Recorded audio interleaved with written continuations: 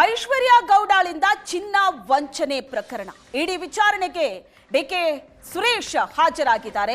ಇಡಿ notice ಕೊಟ್ಟ ಬೆನ್ನಲ್ಲೇ ಇಡಿ ವಿಚಾರಣೆಗೆ ಡಿಕೆ ಸುರೇಶ್ ಹಾಜರಾಗಿದ್ದಾರೆ. ಡಿಕೆ ಸುರೇಶ್ ತಂಗಿ ತಾನು ಅಂತ ಹೇಳಿಕೊಂಡು ಐಶ್ವರ್ಯ ಗೌಡ ಕೋಟಿ ಕೋಟಿ ವಂಚನೆ ಮಾಡಿದಂತ ಪ್ರಕರಣ ಇದು. ಈ ಪ್ರಕರಣಕ್ಕೂ ನನಗೂ ಜೊತೆಗೆ ಈ ಪ್ರಕರಣದಲ್ಲಿ ಕೇಳಿಬಂದಿರುವಂತ ಐಶ್ವರ್ಯ ಗೌಡ ಆಕೆಗೂ ನನಗೂ ಯಾವುದೇ ಸಂಬಂಧ ಇಲ್ಲ, ಯಾವುದೇ ವ್ಯವಹಾರ ಇಲ್ಲ ಅಂತ ಡಿಕೆ ಸುರೇಶ್ ಪ್ರಕರಣ ಬೆಳಕಿಗೆ ಬಂದಾಗ್ಲಿಂದಲೂ ಕೂಡ ಹೇಳ್ತಾ ಇದ್ದಾರೆ.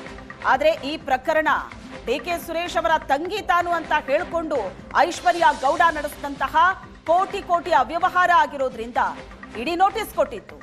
ವಿಚಾರಣೆಗೆ ಡಿಕೆ ಸುರೇಶ್ ಹಾಜರಾಗಿದ್ದಾರೆ. ಶಾಂತಿನಗರದ ಇಡಿ ಕಚೇರಿಯಲ್ಲಿ ವಿಚಾರಣೆ ನಡೆದಿದೆ. ಡಿಕೆ ಸುರೇಶ್ ಹೆಸರೇಳಿ ಐಶ್ವರ್ಯ ವಂಚನೆ ಮಾಡಿದ್ರು. ಹಲವರಿಗೆ ಕೋಟ್ಯಾಂತರ ರೂಪಾಯಿ ವಂಚಿಸಿದ್ಲು ಐಶ್ವರ್ಯ. 2022ರಿಂದ 2024ರಲ್ಲಿ ಅಕ್ರಮ ವಹಿವಾಟು ನಡೆದಿದೆಯಾ, 70 ಕೋಟಿಗೂ ಅಧಿಕ ಹಣ ಅಕ್ರಮ ವಹಿವಾಟಾಗಿದೆ ಅನ್ನೋದರ ಬಗ್ಗೆ ಅಧಿಕಾರಿಗಳಿಗೆ ಮಾಹಿತಿ ಸಿಕ್ಕಿದೆ. ರಿಯಲ್ ಎಸ್ಟೇಟ್ ಕಡಿಮೆ ಬೆಲೆಗೆ ಚಿನ್ನ ಕೊಡಿಸ್ತೀನಿ ಅಂತ ಹೇಳಿ ಹಣ ಪೀಕಿರುವಂತ ಪ್ರಕರಣ ಇದು. ವಂಚಕಿ ಐಶ್ವರ್ಯ ಗೌಡ ಪ್ರಕರಣದಲ್ಲಿ ಈಗ ಮಾಜಿ ಸಂಸದ ಡಿಕೆ ಸುರೇಶ್ ವಿಚಾರಣೆಯನ್ನ ಎದುರಿಸಬೇಕಾಗಿದೆ. ವಿಷಯಕ್ಕೆ ಸಂಬಂಧ ಇಲ್ಲದೆ ಇರೋದು ಅಥವಾ ನನಗೆ ಕನೆಕ್ಟೆಡ್ ಇಲ್ಲದೆ ಇರುವಂತ ವಿಚಾರಗಳಿಗೆ ಯಾಕೆ ನೋಟಿಸ್ ಕೊಟ್ಟಿದ್ದಾರೆ ಅನ್ನೋದು ಕೂಡ ನನಗೆ ಅರ್ಥ ಆಗ್ತಾ ಇಲ್ಲ.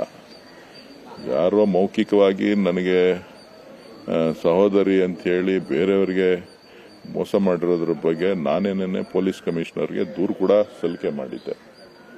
ಅವ್ರು ಮಾಡಿರುವಂತ ವಂಚನೆ ಪ್ರಕರಣಕ್ಕೂ ನನಗೂ ಯಾವುದೇ ವಿಧವಾದಂತ ಸಂಬಂಧ ಆಗಲಿ ಅಥವಾ ಯಾವುದೇ ವಿಚಾರ ಇಲ್ಲ. ಸೊ ಹಾಗಾಗಿ ಇವರು ಯಾತಕ್ಕೆ ಕೊಟ್ಟಿದ್ದಾರೆ ಏನು ಅಂತ ಹೇಳಿ ಅಲ್ಲಿ ಹೋದ ಮೇಲೆ ಗೊತ್ತಾಗುತ್ತೆ. ವಿಚಾರಣೆಗೆ ಹಾಜರಾಗ್ತಾ ಇದ್ದೇನೆ. ವಿಚಾರಣೆಗೆ ಸಂಪೂರ್ಣವಾದಂತ ಸಹಕಾರವನ್ನ ಕೊಡ್ತೇನೆ. ಪ್ರಶ್ನೆಗಳು ಯಾವ ಹಾದಿನಲ್ಲಿ ಇರ್ತದೆ ಅನ್ನೋದ್ರ ಮೇಲೆ ಯಾವ ವಿಚಾರಣೆಗೆ ಏನು ಇದಕ್ಕೂ ಸಂಬಂಧ ಇದೆಯಾ ಇಲ್ವಾ ಅಂತ ಹೇಳಿ ನಮಗೂ ಕೂಡ ಗೊತ್ತಾಗುತ್ತೆ. ನಮ್ಮ ಒಕ್ಕಲಿಗರು ಕೂಡ ಇರೋದ್ರಿಂದ ಯಾವುದು ಸಂಬಂಧ ಇದೆ, ಯಾವುದಕ್ಕೆ ಅಸಂಬದ್ಧವಾಗಿದೆ ಅನ್ನೋದನ್ನು ಕೂಡ ಚರ್ಚೆ ಮುಂದಿನ ಸಂದರ್ಭದಲ್ಲಿ ಮಾಡಬೇಕಾಗ್ತದೆ. ಯಾವುದೇ ವಿಧವಾದಂಥ ಫೈನಾನ್ಷಿಯಲ್ ಟ್ರಾನ್ಸಾಕ್ಷನ್ಸ್ ಆಗಲಿ ಬೇರೆ ಏನೂ ಇಲ್ಲ. ನಾನಾಗಲೇ ಮಾಹಿತಿ ತಮ್ಮೆಲ್ಲರಿಗೂ ಕೂಡ ನೀಡಿದ್ದೇನೆ.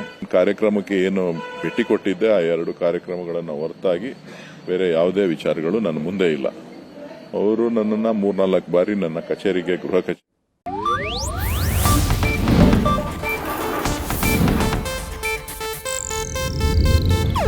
ಇದು ಏಷ್ಯಾನೆಟ್ ನ್ಯೂಸ್ ನೆಟ್ವರ್ಕ್ ಪ್ರಸ್ತುತಿ.